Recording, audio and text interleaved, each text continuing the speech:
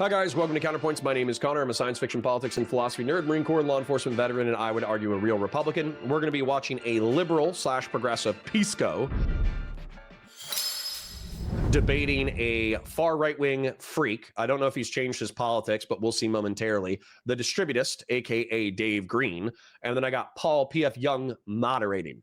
The question is whether or not the assassination of Charlie Kirk has obliterated the liberal project. I'll be pausing intermittently in order to break it down. Let's get it cracking. A specific piece of legislation that you would cite as the biggest example of power being centralized that you think the founders would be very clearly against? I mean, almost all of them. Social Security obviously would be, the Works Administration almost obviously would be, the Tennessee Valley Authority obviously would be. All of these things violate the 10th Amendment as stated in plain language. Okay, all right, let's pick, how about, hold on, which of those, Pisco? What would be unconstitutional about Congress paying for a pension system? The 10th Amendment. So the 10th Amendment is thought of as a, first of all, big question about whether or not it's even operative text. It's just reflecting the structure of the government and basically says all powers not delegated to the federal government are reserved for the people or the states. Okay, so is that a delegated power of the federal government? No. So yeah, wait, no. The spending. Wait a second. Wait, hold on. Let Pisco go. Pisco go. You want to move off because you know you're cooked with respect to raising taxes. Guess what? We have an amendment that lets us tax all incomes. So there's a specific amendment for taxing that. So I'll ask again, what aspect of that is unconstitutional or violates the 10th Amendment? Hey, folks. I'll let them argue it. My belief is that he's going to say, well, the founding fathers would have found that onerous and overly burdensome. But the founding fathers created the amendment process specifically so that society could change over time. So if you want to repeal the amendment, repeal the amendment. But guess what? You need the vast majority of the population to want to repeal the amendment. Please like, comment, and subscribe. And make sure to check out my newsletter. Information is in the description. Good. Let's just jump into it. Okay. Dave, you saw my conversation with Pisco. Mm-hmm. I suspect you disagree with Pisco on some things. Do you want to lay out your kind of high-level view of things, and then we can just pull things apart from there? So this involves the Kirk assassination. And the operative question in the Kirk assassination is, what types of conversations are really valid conversations to be having in this present day? And the response we've been getting from the left has been not very good. And what the idea seems to be that Charlie Kirk represents a brand of ideas that is beyond the pale. And this was the message that was put forward by people like Ta-Nehisi Coates. I mean, there were another variety of online influencers that literally tried to excuse the assassination. I'm going to just discount that because I don't think anyone would defend it in a debate. But there seemed to be a large number of serious public intellectuals on the left who wanted to claim that Charlie Kirk's ideas were beyond the pale of debate in a liberal society. And this is really the problem here, because Charlie Kirk's ideas are broadly characteristic of a large percentage of the population of this country. And, there's this word that gets bandied about, not in the Ta-Nehisi Coates article, but it was implied, but this is the subject of your conversation, which was fascism. The labeling of fascist is a tool of equivocation in this case. It's a real ideology. You can look up the ideas of Giovanni Gentile if you want to. We can talk about ultranationalism and totalitarian ultranationalism, a certain variety of nationalist governments that occurred in the early 20th century, and sometimes in Latin America in the late 20th century. But in our current discourse, no one is a proponent of Giovanni Gentile. What happens is that there's two things that fascism means broadly. Okay. And this is another thing that this dude annoys me for. I know that they're doing intros, and I know that this is the pot calling the kettle black. All right. Bear in mind, I know the irony of what I'm saying as I say it. Okay. This motherfucker loves the sound of his own voice. All right. Loves it. Loves it. Just wants to go on a fucking 10-minute yap, unchallenged, doesn't care about anybody else in the room, doesn't think anybody else should be talking, just loves just laying out endlessly his fucking ideas. So let's pause him real quick and let me yap for a prolonged period. Let me endlessly yap about my ideas, okay? What frustrates me about this is I think this motherfucker knows, all right? I think the distributist knows. I think he knows that he's far right. I think he knows that he's dissident right. I think that he knows that he doesn't care about the structures of Republican governance. He is probably post-liberal. He is race realist. He does want some level of authoritarian control over the government. And he knows that that's going to be perceived by vast swaths of the population as either fascist or close to fascism. But he wants to be able to also throw up as a shield, oh, well, I'm not actually like a dedicated fascist. Like I don't actually specifically believe in political corporatism and flexible authoritarianism. I just think that, you know, I can play within the realms of, you know, these intellectual waters. And I have this totally different esoteric way of governance. So when you call me a fascist, you're not actually being descriptively accurate. You just want to kill me. And it's this weird persecution complex. I swear to God, I see it on Twitter every time I log in. It's simultaneously, oh yeah, you think we're the bad guys? You think we're the bad guys? Well, we're going to do bad guy shit and you can't do shit about it. Fuck you. And that's like one tweet. And the next tweet is like, oh my God, guys, all the liberals and progressives are calling us authoritarian fascists, which means they just want to kill us. We're an oppressed minority. And it's such a, I don't know, man. I don't know how you hold those two thoughts simultaneously, but I swear to God, I see like right-wing commentators, you know, post after post after post is we're the bad guys. Fuck you. You won't do shit about it. And then the next one is like, why does everybody hate me? Why does everybody want me dead? Fucking pussies. Speaking. The first one. And yes, Wowman does say something important. Can we appreciate Pisco's mustache line? Absolutely. He shaved, then he didn't like the outline of his face, so he's like, fuck it, I'm gonna grow the beard back, but also I'm gonna leave the mustache more pronounced than everything else so you can see my badass fireman mustache. One is fascist. I mean, as you know, you, Paul, or I can call you Paul. Pisco, right? You can call me Paul.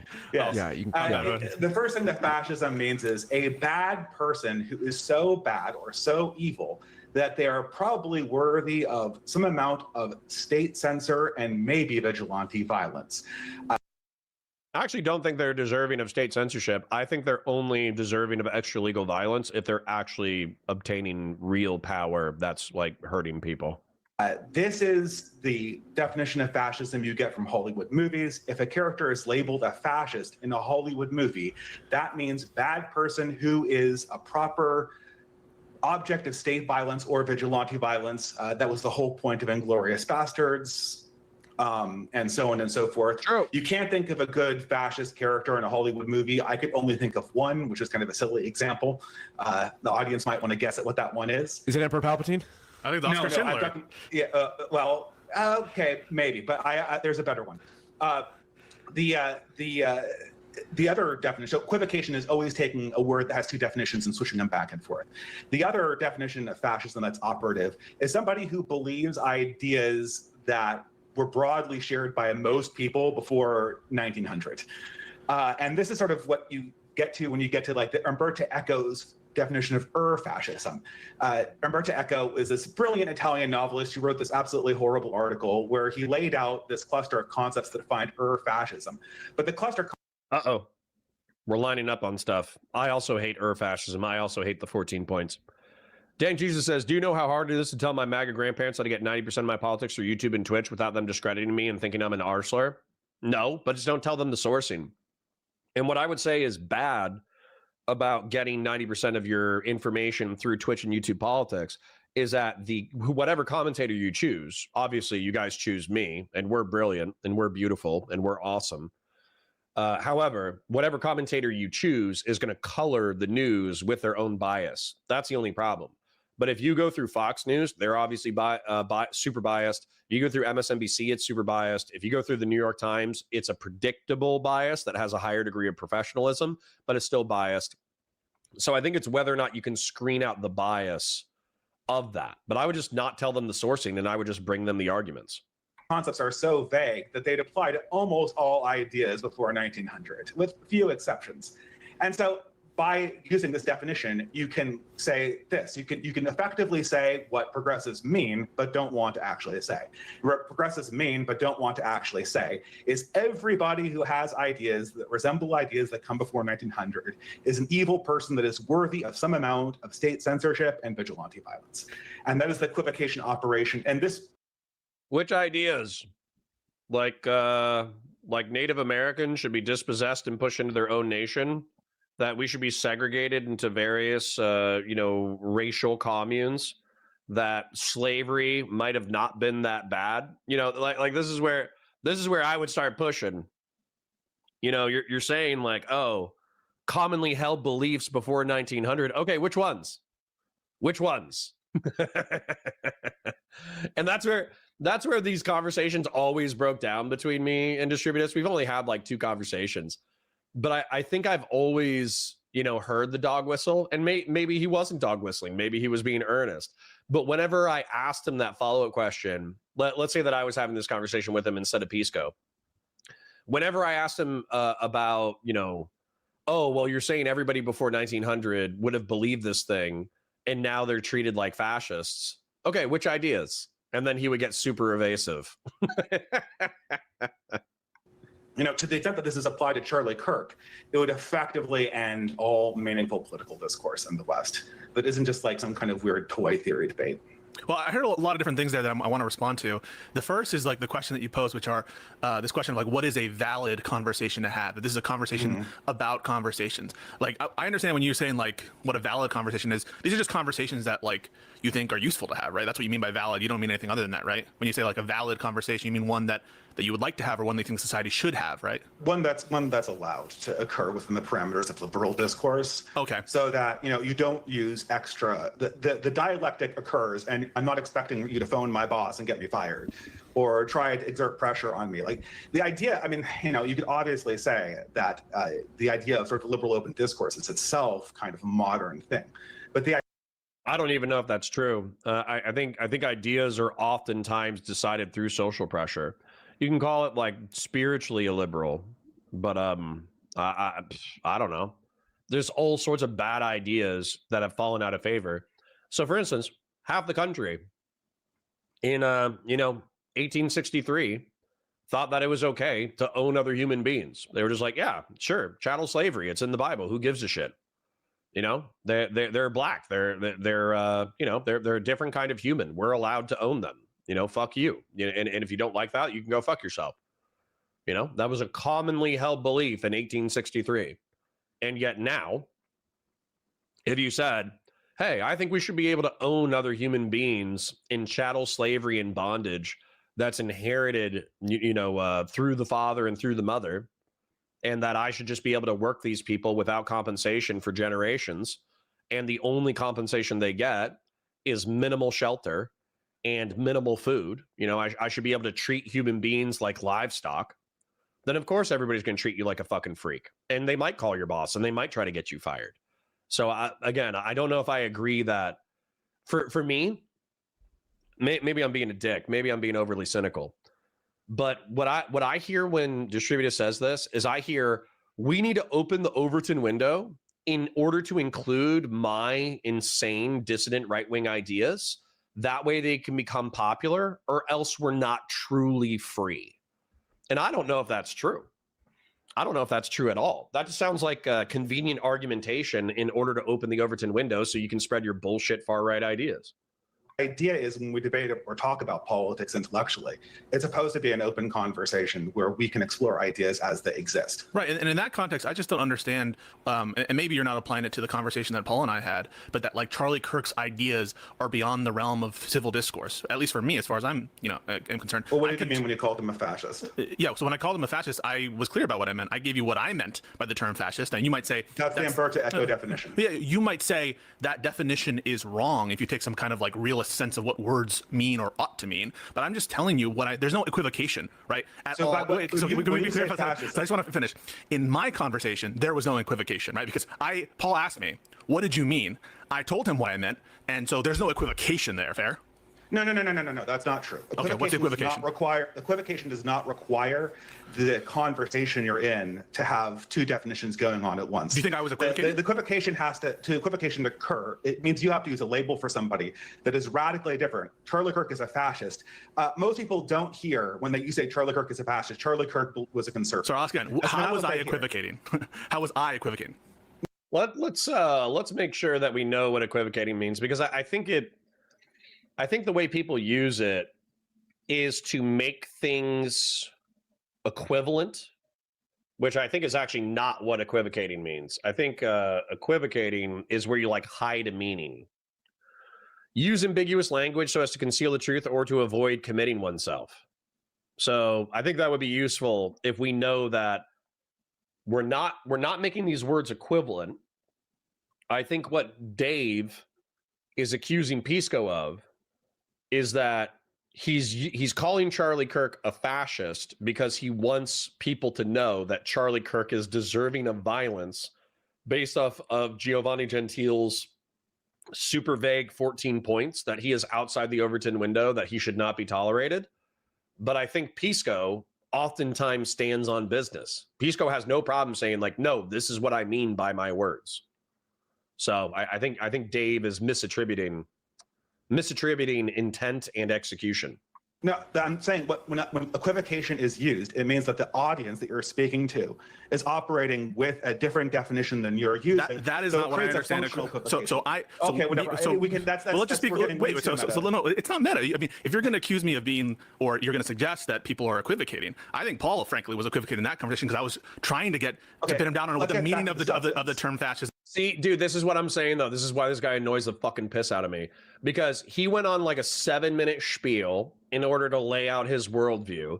Pisco's pushing back, and instead of like letting Pisco push back on his ideas and then engaging with the pushback, he's offended that you don't instantaneously agree with him, and he gets all fucking huffy about it. It's so fucking annoying. Sorry, this is a family show. I shouldn't cuss so much. Is. And so I certainly am not equivocating when I bring up the term fascism. You might say that my definition of fascism is stupid or it doesn't follow whatever, but that's not an equivocation. That's just you saying you have the wrong definition of fascism. What do you mean by testing it? What do you mean by testing? I want to see how it applies to people in history. So you said you have an objective definition of fascism. I don't know what you mean by objective. What do you mean by objective definition? You're not going to change the definition of fascism depending on what year the person was born. If what you mean by objective is that the definition changes, no, the definition does not change. Okay, so the definition is constant. So I could go to historical characters and ask you if they're fascist, right? You could try, yeah. You could try. I mean, there are some concepts that are... Okay, let's try it. Well, wait, to be clear, you could maybe go back down to like caveman times where there are some concepts that are anachronistic. This is frustrating, and I think I see where Dave's going. I'm just going to say that even if Napoleon Bonaparte was not a committed philosophical fascist, there's obviously things that he did that were fascistic. Same thing with Julius Caesar. Same thing with Alexander the Great. Same thing with a bunch of authoritarians, both benevolent and malevolent throughout history. Famous leaders from history. Okay, were they fascist? Mm-hmm. Okay. I'll do a mixture of white and not white leaders. Okay. Let's do Julius Caesar or Augustus Caesar. I'm not sure. Timothy Douglas says, I don't know if you pre-watched, but watching PF Young crash out on Pisco because Pisco refused to back down on Dave weaseling out of his semantic points was peak content. Good. I did what sometimes I encourage other people to do with VODs. I liked this stream. I think I bumped it up to 4x, and then I was busy, so I just ran it in the background, and I wasn't really paying attention to it, just so it got like a full view. So I actually have not pre-watched this, even though it was all the way to the end. So I'm in for whatever autistic roller coaster you are currently experiencing, I will be experiencing alongside you. So you see, this is where I feel like Dave is super fucking slippery, because for me, I think I've gone over this with you before. I'll do it one more time. Matter of fact, I should pull up these drawings in preparation for the summary. So we've talked about political corporatism and flexible authoritarianism. I have so many pictures I can't even look. Oh, there it is. There's my political corporatism. And then I think I did one on flexible authoritarianism. Let's see if I did one on flexible authoritarianism. I think I did. Flex. Yeah, nice. I already did it. Okay. You guys, the regulars, should be familiar with what I'm talking about. The noobs might be a little bit confused, so I'll explain to you real quick. All right. So, fascism is composed of two ideas: political corporatism, which is treating the nation state like a body, and then flexible authoritarianism, which means that you do what's necessary to get and maintain power. I will explain this as briefly as I can. The nation is the people. Okay, that's actually the difference between nation and state. I actually did not differentiate these ideas in my mind. The nation is the people in a country. All right, the state is the government that's representative of that country, and those are differentiated concepts. But what fascists argue is that the nation state should be a unitary body, in that all of the functions of the nation state should be harmonious. So if the bones are the culture of your society, if the skin is the military that defends against foreign threats, if the government is the brain, if the heart is the economy, if the white blood cell is law enforcement, then that's political corporatism. And fascists argue that ethno-religious minorities, parasitic ethno-religious minorities like Jewish people, discordant ethno-religious minorities like black folk, competitive ethno-religious minorities like Catholic Hispanics and or Muslims, that they are alien bodies. The reason why we should treat them as alien is because they're not actually part of our corporative body. Now, you could make an argument for the corporative body being all of humanity. You could make the corporative body being just white people. You could make the corporative body just Germans. It's a fairly flexible definition, but that's the main part of it. Then with flexible authoritarianism, I think I drew these drawings relatively easily. You do whatever is necessary in order to get and maintain power. And I think these three drawings are Germany, Italy, and the United States. And so a quick summary, again, the definition is you do whatever is necessary in order to obtain and maintain power. That's flexible authoritarianism, all right? But if you look at what Hitler did, Hitler served in the military. He served in the... well, hold on. This might be the general population. So he was a citizen. He served in the military and became popular in the military. I think this might also be representative of his paramilitary organization. He became a member of the representative body. He came to be a part of the, I think, what was he? He was like prime minister or some shit, chancellor, some title like that. He became chancellor, and then he became the supreme leader of Germany. Benito Mussolini climbed up the power structure of Italy, and then he had to share power with the church, and he had to share power with the monarchy. But he was still a fascist leader who climbed up power and did not care about how he maintained it. And then arguably, Trump has attempted to do fascist shit. All of this to say that if you have political corporatism in your mind as a definition, if you have flexible authoritarianism in your mind as a definition, even though Julius Caesar and Augustus Caesar are both pre-fascist rulers, within the definition of political corporatism and within the definition of flexible authoritarianism, of course, they line up with fascist philosophy. So Dave Green being a smug bitch changes nothing. But let's see how he lays the trap, and let's see how he springs it. Or I don't know enough about Julius. Listen, can we just stick on Julius Caesar for a second? Oh, so, I thought you said you weren't sure. Well, as I sit here, I don't have an instant response to Julius Caesar. Okay. Do you think I should have an instant response to Julius Caesar? As I like. Grassroots 20. Dave is suns up, guns up, a neo-monarchist. Listen to him for half a decade. Dave is a rightist in the same way Sanders is a leftist, and they agree on nearly everything depending on who is running the table. Unsurprised. Like, he's the most famous political leader of all time. No, so but like in the moment, I'm thinking out loud, like my thought process of Julius Caesar. Now, was Julius Caesar an ultra-nationalist as far as Rome is concerned? Maybe I don't know enough about Roman history there. I'm certainly authoritarian, right? He overturned Rome. He abolished the Republic. Abolished the Republic. Was he like sort of into conspiratorial myth-making and mythologies? Not sure. Yes. Yes. Again, you might have a better understanding of Roman history, but what's your point here? What's the point here? Suppose that he is a fascist. Is that many people are fascistic throughout history? Yeah, that's true. If you let me go through, so okay, fine. Then Harun al-Rashid, the greatest caliph. Yeah. So Bud123 says Andrew Wilson is a debate. Asked what a leftist opponent what a solenoid is. It's a coil that carries current to create a magnetic field in the center. When asked, Andrew said it's a button you press. Yeah. I don't know if it was you, Bud123, but somebody who was a electrician. I think I had 2 people comment on that for me, where they were like, "That's not what a solenoid is." From Muslim history, widely so. I don't know who that is. I'm asking you, what is the point of this exercise? The point of this exercise is I bet that your definition of fascism would apply to almost all famous great leaders of all time before. I'm not sure if it did. Sean Kaplan for 50. Thank you, Kings. Thank you once again. Like the stream, share it with your friends, engage with chats, super chats if you got them, memberships if you got them. I do parasocially love you, and thank you for the insane financial support. Sean Kaplan with $50 US. Friendly resident lurker here back from Oregon. It's getting close to that time of year again for my yearly charity dono.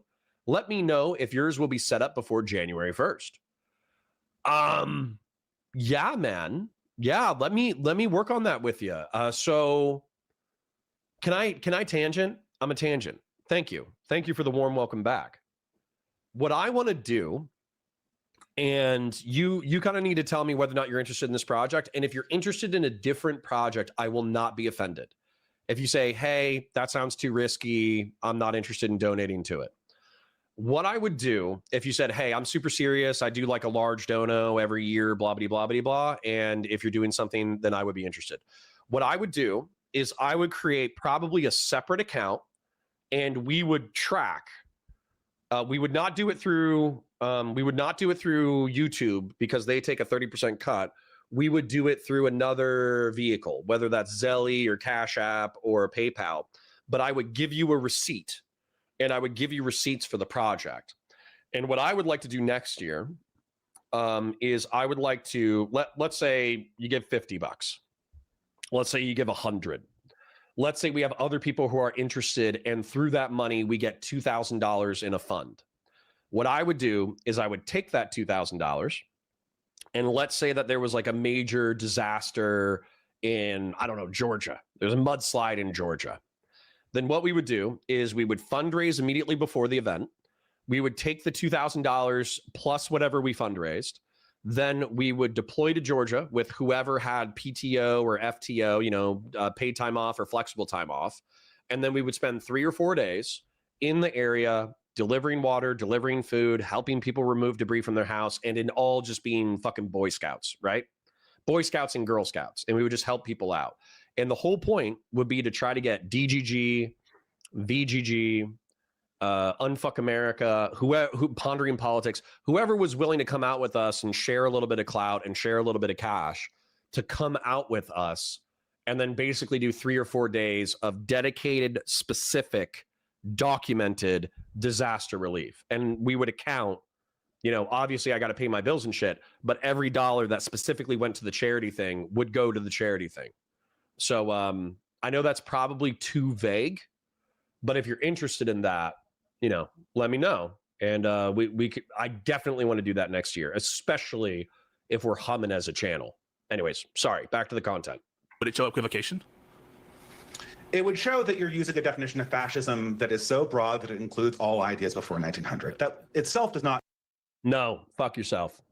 Include equivocation. Wait, so it makes me question. If you're saying if your definition of fascism amounts to looks like all ideas that were popular before 1900, then we can ask why we want. Julius Caesar wasn't that popular, bro. He got stabbed by like 50 people for trying to overthrow the Republic. Dickhead.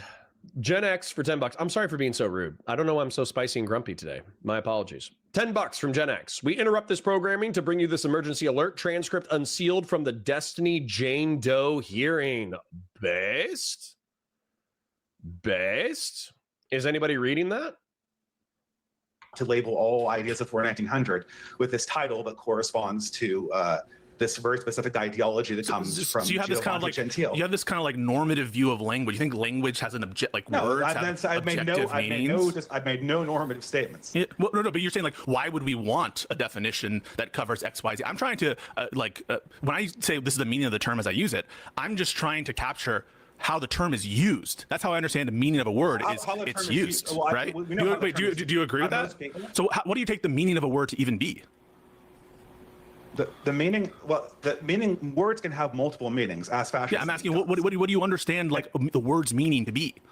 A word's Chase says, please show this to your lefty liberal friends, this presentation, so they can better debate the likes of Dave Green. Yeah, I mean, I think I talked to Pisco about this last week.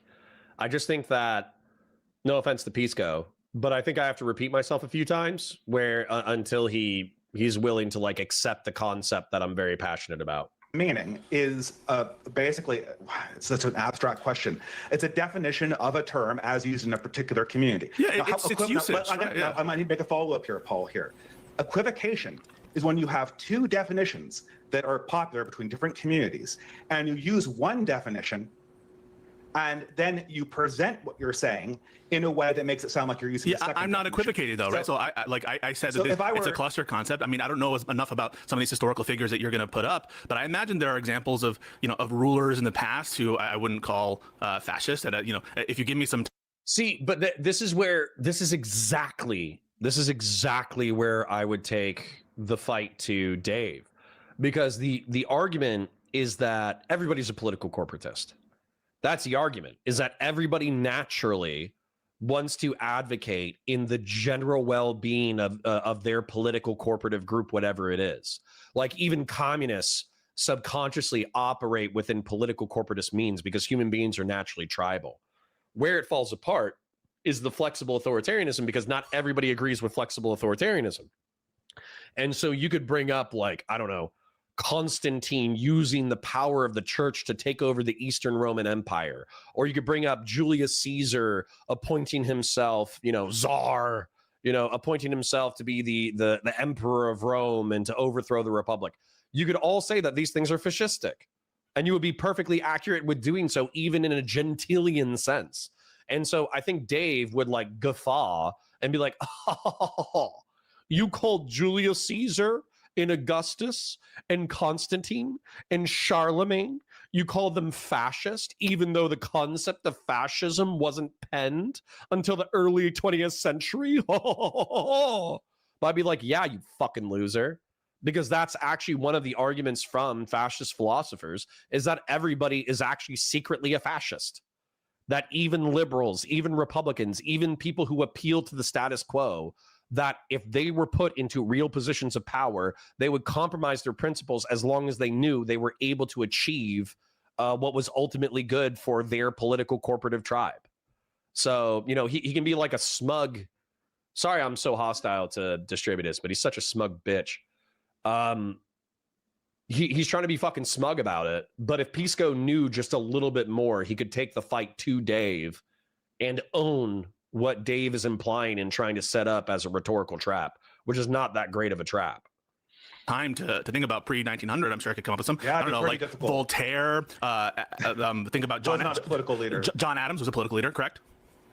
John Adams Adams a political leader? Okay. Was he pre-1900? So you're. Let's go with the Uno Reverso. I didn't see it coming. Hold on. Oh, man, this might be brilliant, actually. Okay, so sorry. Hold up. Wait a minute. Something ain't right here. If y'all didn't catch that, what Pisco did is he took like a popular liberal Enlightenment Republican / liberal early American founding father, and he said, hey, you're saying that, these ideas are popular with every leader prior to 1900. Well, here's a popular leader from America since 1900. Is he a fascist? And Dave's like, whoa. Dang, Pisco. I was unfamiliar with your jujitsu game. And now watch Dave Green be like, oh, that's a trap. And now he's going to run away like a greased up deaf guy. For those of you who don't know, that's a Family Guy reference.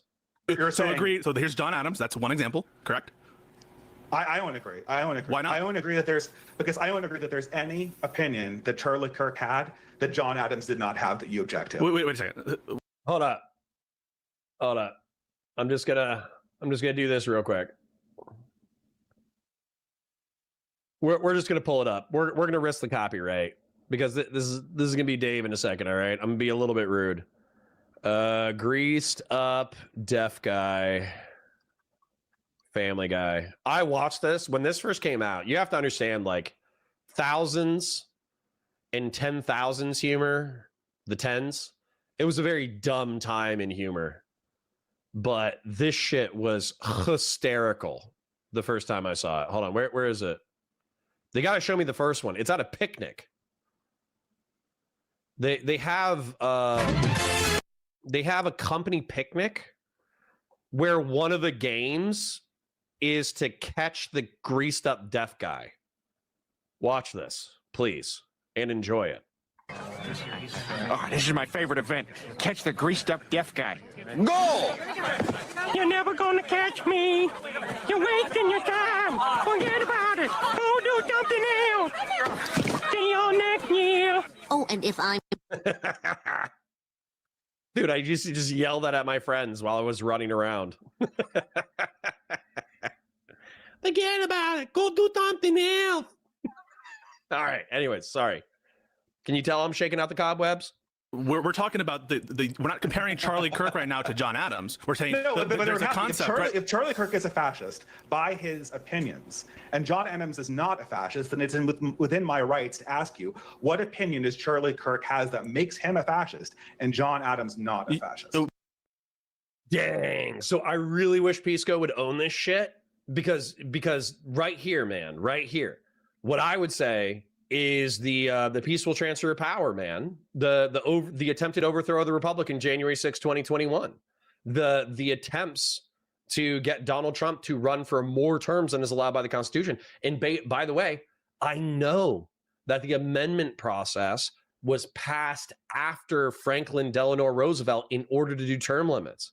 But John Adams would still say that you have to abide by the Constitution after it's been amended. And if it's been amended in a way that you don't like, you don't just get to say, oh, I don't like that amendment. Fuck it. I'm going to do my own thing. That's not something that John Adams would have said. Same thing with what is it? This Trump 2022 quote, Trump 2022 Constitution quote. I think John Adams would shoot a golf ball sized musket ball hole into Donald Trump.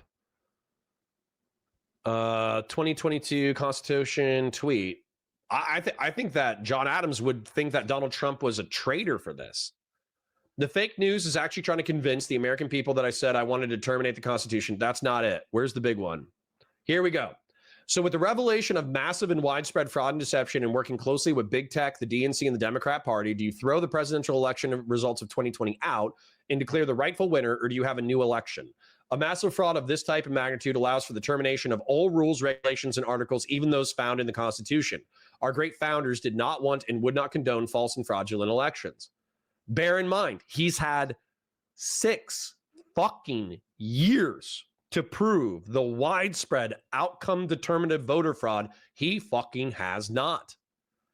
The fake news is actually trying to convince the American people that I said I wanted to terminate the Constitution. This is simply more disinformation and lies, just like Russia, Russia, Russia, and all the other hoaxes and scams. What I said was that when there is massive and widespread fraud and deception, as there has been irrefutably proven in the 2020 presidential election, steps must be immediately taken to right the wrong.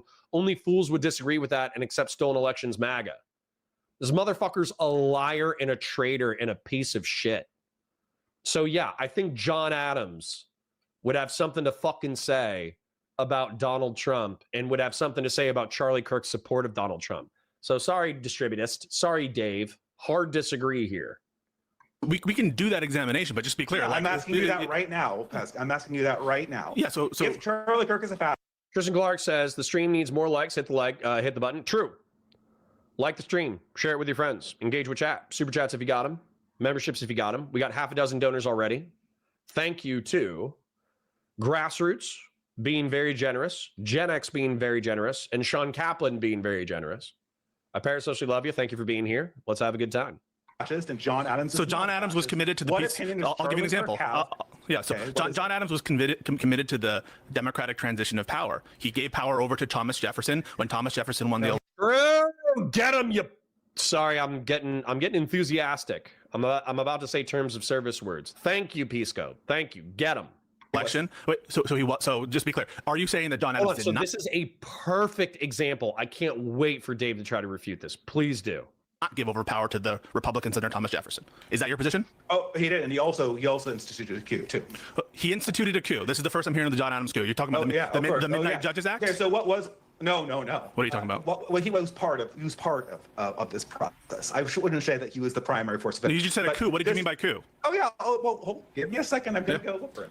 What was the first government of America after the Revolutionary War? Yeah, the Articles of Confederation was the first. How did the Articles of Confederation get abolished? There was a constitutional convention.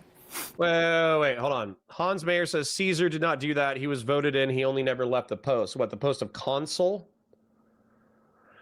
Let's see. Did Julius Caesar ever declare himself emperor? No, Julius Caesar never declared himself emperor, but he did become dictator for life, holding supreme power in Rome just before his assassination. His adopted son Octavian became the first emperor after Caesar's death. After years of civil war and consolidating his power, Caesar was named dictator for life in 44 BC. Did consuls have term limits in Rome? Yes, Roman consuls had term limits serving for 1 year to prevent a concentration of power. There were also further restrictions, such as the rule that a person could not be elected to a consecutive term and was barred from re-election for 10 years, though those norms were sometimes broken, particularly during times of crisis. Okay. Yeah, dude. So Caesar didn't do that. He was voted in. He just never left the post. Okay. Well, I would say that he still violated the term limit of consul, and he absolutely violated the term limits of consul by being appointed dictator for life. So, sorry. My point stands, no matter the technicals. In Philadelphia. Yeah, but it's a bunch of people stood up along with George Washington and the military and said that this government is over and we're going to rewrite a new constitution. Every single state ratified. Was there a vote to abolish the Articles of Confederation? Yes, the ratification votes was a vote for that. Yeah. Wait. So moving from the Articles of Confederation into the Bill of Rights was a coup of the government? God, I hate this slippery motherfucker. I just want to be clear. Do you agree, yes or no, that every single state that was a member of the Articles of Confederation peacefully ratified the Constitution? Yes or no to that? Will you answer the question? Will you answer the question? Answer the question, Dave. Well, yeah, it is. Yes, they did, correct? Is the answer, Dave, is the answer yes? The answer is yes, but that does not mean that the abolishment of the Continental Congress was a democratic process. It was the most democratic process until that time in history that had existed. If you compared Charlie Kirk's views on democracy to John Adams' views on democracy, and you understood John Adams' opinions on democracy, you're aware that John Adams was against democracy, right? That he wrote against it. He thought that democracy was a bad system of government. He probably means direct democracy, which is why he's a Republican, but I don't think that you can argue that principally Trump and the MAGA movement are Republican. Would you, Dave? Unless you were a disingenuous, slimy piece of shit. When I say democracy, I'm not talking about like the Athens, style of pure democracy. I think we're going to have this trouble, Dave, where words only mean like their most narrow thing. And David, don't be autistic, because now you're guilty of equivocation, Dave. Say democracy, I don't just mean pure democracy. Do you understand that? There's no. I'm just answering your question. Do you understand that when I say democracy, yes, I'm not just talking about pure Athens? You asked me kind of these obvious questions. Okay. But yeah, obvious questions, but you're being a slippery fuck, Dave. That's why he has to make it clear, because you're accusing Pisco and the left wing of equivocating, which I'm pretty sure is specifically using words with like a double meaning. And what's the equivocation definition again? This slippery fuck. Equivocation definition: the use of ambiguous language to conceal the truth or to avoid committing oneself to a prevarication. Yeah, dude, I would say that the way that I'm reading this, maybe I'm too hostile. Maybe I just hate this dude too much. But I would say that him saying, John Adams wrote against democracy. I almost guarantee you John Adams was in favor of a representative republic, which is a form of democracy. What John Adams probably wrote about was that he did not like mob rule. He did not like the tyranny of the majority. He did not like Athenian style democracy. So he's actually just equivocating in this conversation. So hold on. Let's see if we can find some good John Adams democracy quotes. John Adams held a skeptical view of pure democracy, believing it to be inherently unstable and destructive. His most famous, often quoted warning on the subject: remember, democracy never lasts long. It soon wastes, exhausts, and murders itself. There never was a democracy yet that did not commit suicide. Okay, probably because he hates direct democracy. Hold on. Democracy, while it lasts, is more bloody than either aristocracy or monarchy. Remember, democracy never lasts long. It soon wastes, exhausts, and murders itself. There's never democracy that did not commit suicide. Hold on. I'm looking for one that is, remember, democracy never lasts long. It soon wastes, exhausts, and murders itself. There never was a democracy yet that did not commit suicide. It is vain to say that democracy is less vain, less proud, less selfish, less ambitious, or less avaricious than aristocracy or monarchy. It is not true. In fact, and nowhere appears in history, those passions are the same in all men under all forms of simple government, and when unchecked, produce the same effects of fraud, violence, and cruelty.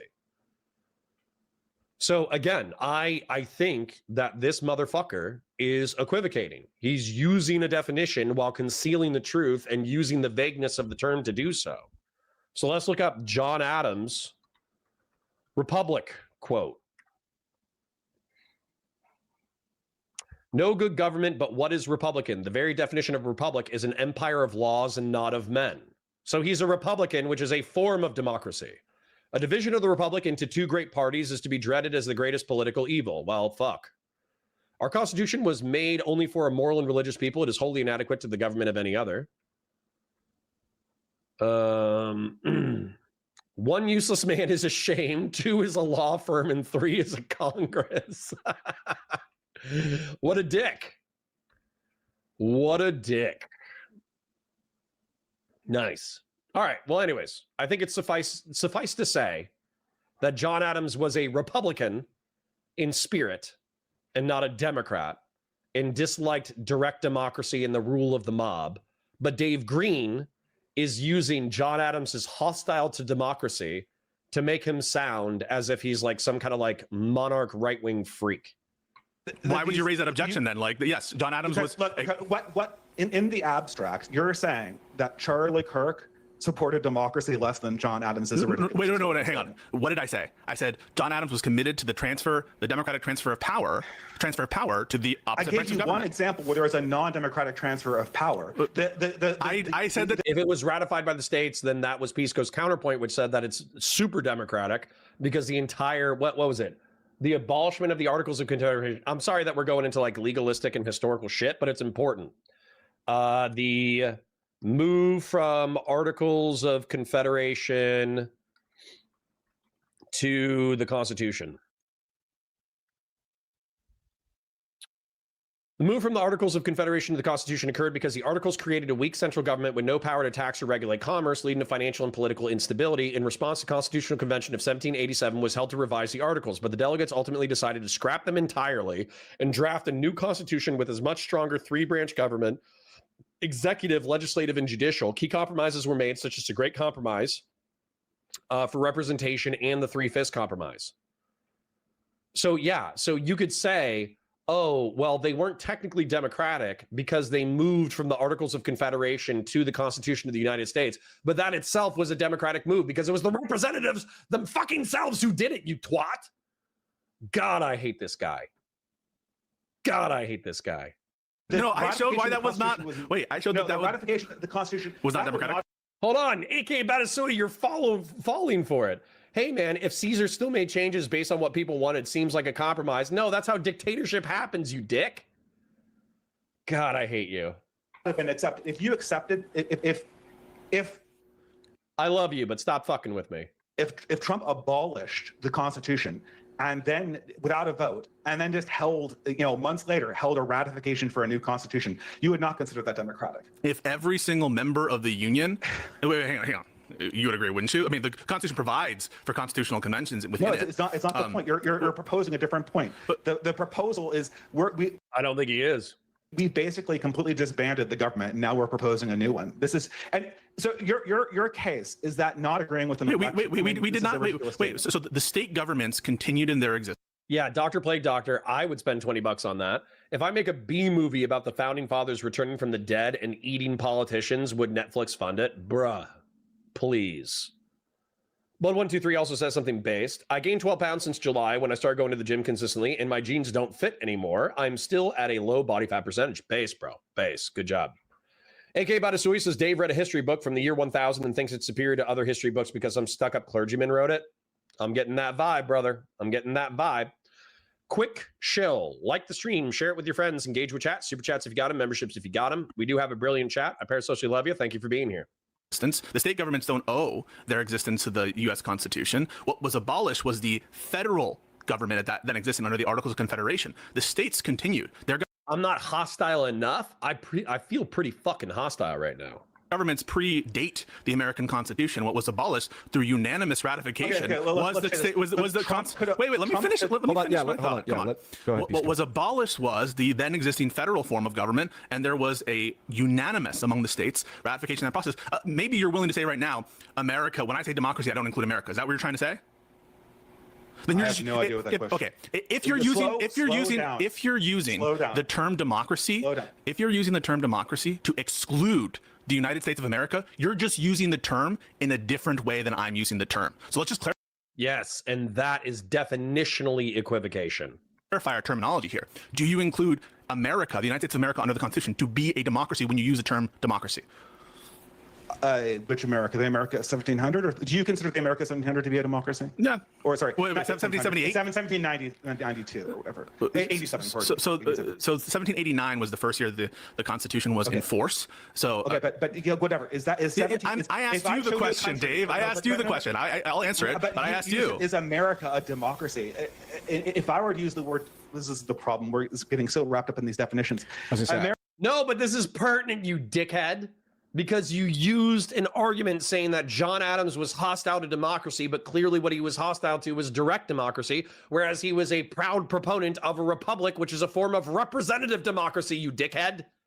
You're guilty of equivocation, and then you're complaining that somebody is forcing you to divine something specifically. God, I hate this motherfucker. America is a republic that relies. No, Sin Patty says this dude has no understanding of history and it's fucking sad. No, it's worse than that. He does understand history. He misrepresents it for his line of argumentation because he's a fucking asshole. It's worse than that. It's not that he doesn't understand. It's that he does understand, but he's a dick. Relies on democracy to more or less degrees. If I were to put, this is actually to poll. Let's route around these endless debates about definitions. Wait. Can you answer the question? Hold on. I'm trying to clarify this so we don't start just talking over every definition of every word. We can say this republic is more democratic and this republic is less democratic. And I think that it's unequivocal that America of 2025 is more democratic than the government of America in 1787. Now, that's descriptively true. Sin Patty, this is what I'm trying to point out to you. He does understand it. Okay?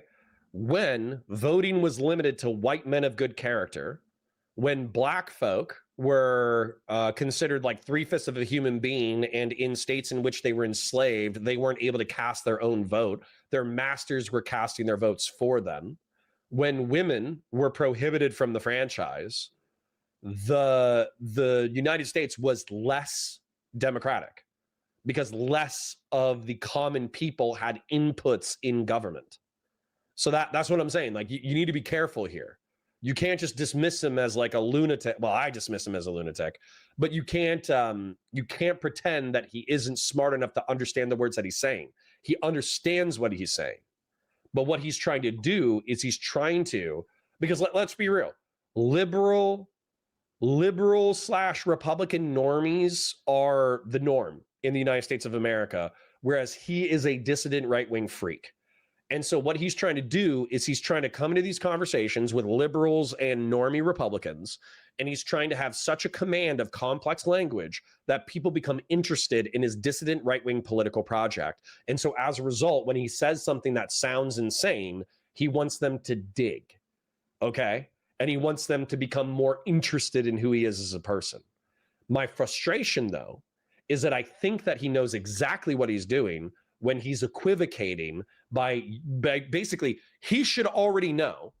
If he wasn't a smug, self-centered, manipulative, equivocating son of a bitch, then, and he was interested in debating to get to the truth, then he should be able to instantaneously concede to Pisco that this is still, like, the United States is still a democratic project. However, he has to throw out a term. John Adams wasn't for democracy. John Adams cooed the government. John Adams hated democracy. He's got to throw that out there so people who have no idea what the history is, they're like, damn, I never heard that shit before. I wonder what else crazy shit this motherfucker knows. You know, you got to be careful. This is the slippery shit of the far right. If I were to put John Adams and Charlie Kirk in a room, and I went down the line of what should be put to a popular vote and how democratic a system America should be, John Adams would be more conservative, more Republican, more representative, more aristocratic than Charlie Kirk. 100%. I agree with Dave on this. However, I think that if Charlie Kirk walked up to John Adams and he was like, yo, Donald Trump's based, he's the God Emperor, he needs to rule in perpetuity, he lied about massive fraud in the election system and he tried to overthrow the government. Isn't that awesome? I think John Adams would pull a flintlock pistol from his pocket and blast Charlie Kirk in the chest. So that's where, if Pisco is able to hone in on this one thing, I understand what Dave's saying. Dave is saying that because Charlie Kirk supports the franchise for blacks, because he supports the franchise for women, because he doesn't want to return to the three-fifths compromise, because he's probably more favorable to, I don't fucking know, Jews or some shit, that Charlie Kirk is arguably more democratic and more liberal than John Adams. That's probably true. But if you get to the core of the republic, if you get to the core, to the peaceful transfer of power, I think John Adams would straight up like stack bodies against the MAGA movement. And I think that's where Dave knows that, but he's being a fucking weasel.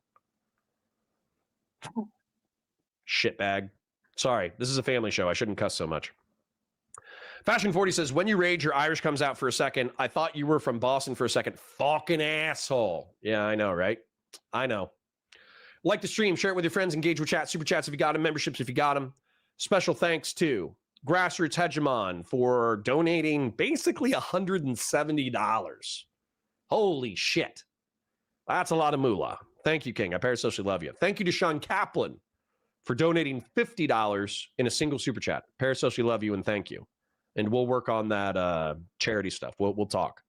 And then Gen X, thank you for the $10 super chat. I parasocially love you guys. Thank you for being here. Like the stream, share it with your friends, engage with chat, super chats if you got them, memberships if you got them. Let's go. Kirk would come out on the more democratic side of that abstract conversation. In order for me to assess that statement, I need to know what you mean by the term democracy, correct? Okay, so Dave, in order to assess that statement, don't I need to know what you mean by the term democracy? Okay, I thought we had a Can you answer that question? I have to know what you mean. Yeah, without being an equivocating shitbag. Right. So when I was pushing you on, like, is that a question or a statement? I'm asking you whether or not we need to understand each other. So when you say I think that Adams would be like more less democratic than Charlie Kirk, in order for me to evaluate that, I need to have some notion of what you mean by democracy. And that's why I was asking you the question. Do you consider the direct governance by the people? You know, one man, one vote, that kind of shit. United States system to be democratic? Ironically enough, Athenian democracy wasn't even direct democracy because they limited who was able to vote. Paul, I already pointed out the ambiguity. Son Patty says, I guess when I say he doesn't understand history, I mean he's an effing R slur and should have his mic taken away. I'll be more succinct next time. That's mean. You're being mean. Here when we're comparing people between two different systems of government, between two periods, that America, without a date attached to it, I cannot say that. Oh, let's look at the definition of democracy in the abstract. Democracy as a quality means that your government relies more on appeals to plebiscite and demagogic sounds pejorative. It relies more on plebiscite, aka voting, to establish power, and less on the administration of leaders independent of votes. Would that be a sufficient definition for you for democracy? I think it largely tracks. I mean, I agree. Why don't we just clarify the term? And I'll just say that That's okay. So in that case, my statement still stands. Yeah. So, but like the thing is, when I use the term democracy in this context, I'm referring to our constitutional republic system here, and we can just substitute that in and just say that like John Adams was committed to the constitutional Republican system of government in a way that Charlie Kirk was not. And Bro, get him, Pisco, hone in on this, cut his balls off. And that I think is then you Okay, hold on. all the entailments there. Hold on. Okay, so Pisco, you said John Adams was committed to the constitutional republic in a way that Charlie Kirk was not. Correct. Bro, get him. Hold on. I think this is relevant. This is what Pisco needs to do.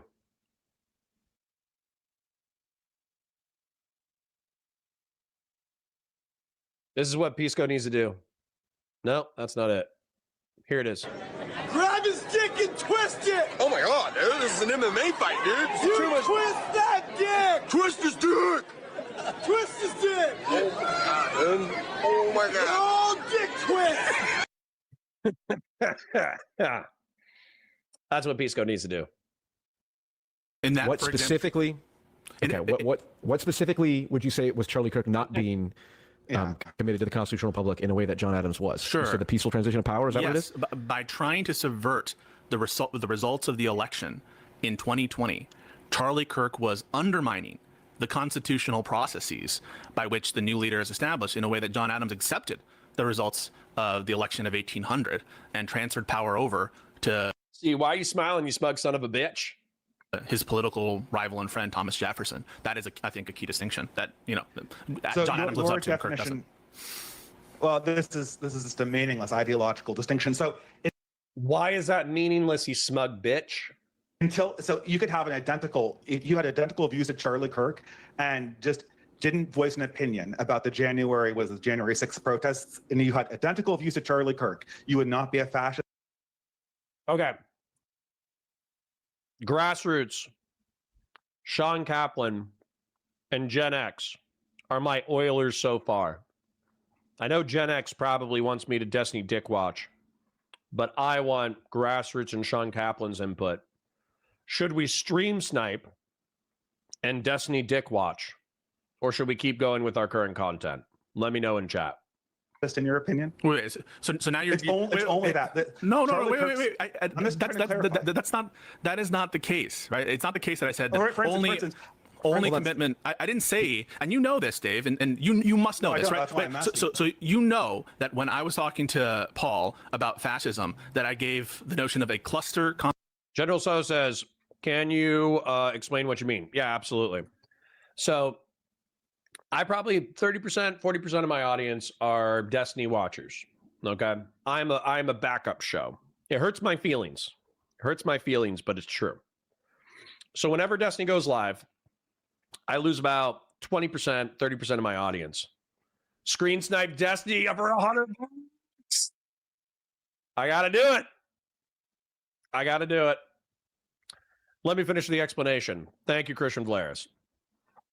So a lot of people get frustrated Concept, and that because Destiny, basically, like, you can get a lot of money and a lot of viewership and a lot of time by not stream sniping Destiny, but basically talking about like Destiny's sexual indiscretions. You can get a lot of viewership. However, a lot of people get bored with that shit. They're just sick of hearing about what Destiny did, who he fucked, why they're mad. They get sick of it.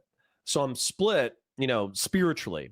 I'm split spiritually between covering my friend being a dumbass, getting himself in trouble via sexual escapades, which pays money and gets high metrics and all that kind of shit, versus covering like highfalutin political debate. And so there's always a tug of war over my soul whenever there's like a new Destiny sex drama, because I'm either beholden to my people who hate that drama, and don't want to watch it because they're fucking sick of it, or I'm beholden to the part of my audience that wants to know what's going on with Destiny's sex drama. And so, you know, it's hard for me. It's hard for me to choose. My soul is split. But with grassroots, with Christian Blair's donating $100, I think I have to stream snipe. So I'll do a summary real quick. I hate the Distributist. I think he's a slimy, weaselly piece of shit. I think while a lot of people might be critical of Pisco's performance so far, I think he honed in on argumentation that I am sympathetic to, that I think could blow fucking Distributist out if Pisco became like a pit bull and latched on and just held on to it for dear life. I think Pisco could blow the Distributist out of the fucking water. I really hate this guy. I think he's a weasel. I think he equivocates. I think he lies. I think he like manipulates history to his own ends. I think he's a piece of shit. I genuinely hate him. I am hostile to his political project. I think he's a smug asshole. All right. Now, let's go see if Destiny's live on Kick or if he's live on... Is he live on Kick? No, he's live here. But